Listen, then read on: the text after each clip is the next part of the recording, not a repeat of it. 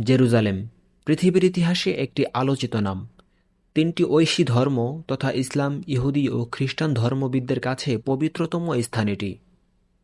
Jerusalem নিয়ে পৃথিবীতে ধর্মীয় সংকট সৃষ্টি হয়েছে অনেকবার। আমরা জানি ১৯শ শতকে দুটি বিশ্বযুদ্ধ সংঘটিত হয়, আর আমরা সেই যুদ্ধ দুটিকে প্রথম ও দ্বিতীয় বিশ্বযুদ্ধ বলে জানি।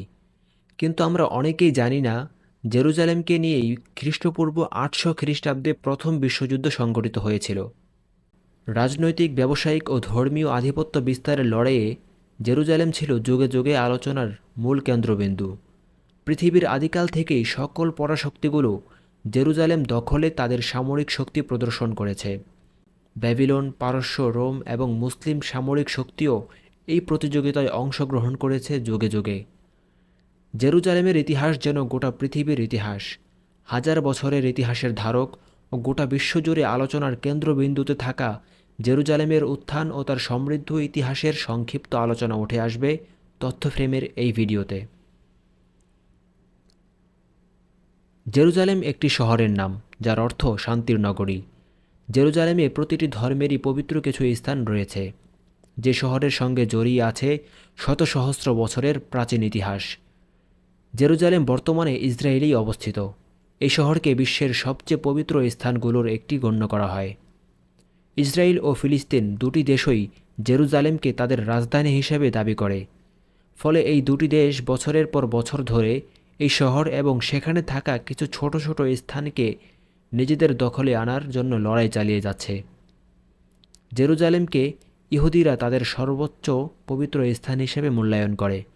যীশু খ্রিস্ট অর্থাৎ হজরত ঈসা আলিহিসাল্লামের জন্মের বহু বছর পূর্বে হজরত দাউদ আলিহিসাল্লাম এই স্থানকে জয় করে ১২টি গোত্রকে একত্রিত করে একটি নগরী স্থাপন করেছিলেন। প্রাচীন ব্রোঞ্জ যুগ থেকেই বা ৫,৫০০ বছর আগে থেকেই এখানে মানুষের বসবাস ছিল। ১০০০ খ্রিস্টপূর্বাব্দে হজরত সুলাইমান আলাইহিসসালাম প্রথম জেরুজালেম জয় করেন, অতঃপর এটিকে রাজধানী হিসেবে ঘোষণা করেন।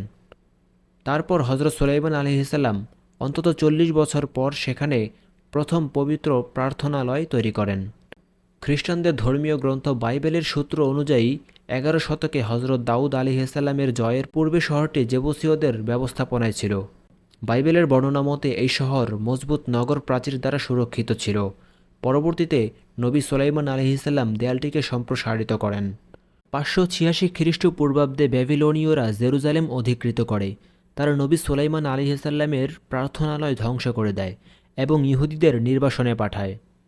ইহুদিদের সাথে শুরু হয় বৈরিতা। মহান ক্রুজ ব্যাবিলনের ইহুদিদের বন্দিশালা থেকে মুক্ত করে জেরুজালেমে ফিরে যেতে দেন এবং পুনরায় মন্দির নির্মাণ করে দেন।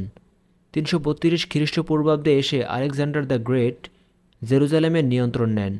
পরবর্তীতে কয়েকশো বছর ধরে নানান দল এই শহরটিকে নিয়ন্ত্রণ করে। তাদের মধ্যে রোমান, পার্সিয়ান, আরবস, সেলজুক, তুর্কি, ক্রুসেডার, ইজিপশিয়ান ও মুসলিম শাসক দল ছিল। জেরুজালেম শহরটি খ্রিস্টান ধর্মাবলম্বীদের কাছে অনেকভাবে গুরুত্বপূর্ণ, কেননা এখানে হজরত ঈসা আলাইহিসসালাম খ্রিস্টানদের যীশু খ্রিস্ট শিশু হিসেবে এসেছিলেন। খ্রিস্টানদের মতে যিনি খ্রিস্ট ধর্মের প্রচারক, প্রাপ্তবয়স্ক অবস্থায় এখানে ধর্মপ্রচার করেন তিনি এবং জীবন শেষে এখানেই ক্রুশবিদ্ধ হয়েছেন। আবার ইহুদিদের জন্য গুরুত্বপূর্ণ তাদের ধর্মের প্রতিষ্ঠাতা মোজেসেরও পূর্ণভূমি এই জেরুজালেম। ইহুদিদের প্রথম মন্দির এই শহরের প্রথম টেম্পল মাউন্টে অবস্থিত ছিল। ৩৭ খ্রিস্টাব্দে রাজা হেরড দ্বিতীয় মন্দির তৈরি করেন এবং সেটির চারপাশে দেয়াল তুলে দেন। পরবর্তীতে রোমানরা সেগুলো ধ্বংস করে দেয় ৭০ খ্রিস্টাব্দে। মুসলমানদের কাছে গুরুত্বপূর্ণ কারণ জেরুজালেমেই অবস্থিত বাইতুল মাকদিস বা আল আকসা মসজিদ, যা মুসলমানদের প্রথম কিবলা, আর এটি দ্বিতীয় আল্লাহ তাআলার ঘর, যা কাবা ঘরের পর নির্মাণ করা হয়। আবার এই ভূমিতেই আল্লাহ তাআলা শত শত নবী রাসূল পাঠিয়েছেন তার একাত্মবাদের দিন প্রচারের জন্য। ৬৩২ খ্রিস্টাব্দে মহানবী হজরত মুহাম্মদ সাল্লাল্লাহু আলাইহি ওয়াসাল্লাম আল আকসা প্রাঙ্গণ থেকেই বোরাকে চড়ে মেরাজে গমন করেন, যা ধর্মীয়ভাবে খুবই মর্যাদাপূর্ণ। ১৯৬৭ সালের ৫ জুন থেকে ১০ জুন পর্যন্ত ইসরায়েল এবং মিশর, জর্ডান ও সিরিয়ার মধ্যে যুদ্ধ সংঘটিত হয়। মিশর তখন ইউনাইটেড আরব রিপাবলিক নামে পরিচিত ছিল। একে অনেক ইতিহাসবিদ জুন যুদ্ধ বা তৃতীয় আরব ইসরায়েল যুদ্ধ বলে আখ্যায়িত করেন। সিনাই উপদ্বীপে ইসরায়েলি সীমান্তে মিশরের সেনা সমাবেশের পর 5 জুন মিশরীয় বিমানক্ষেত্রে ইসরায়েলের হামলার মধ্য দিয়ে এই যুদ্ধ শুরু হয়।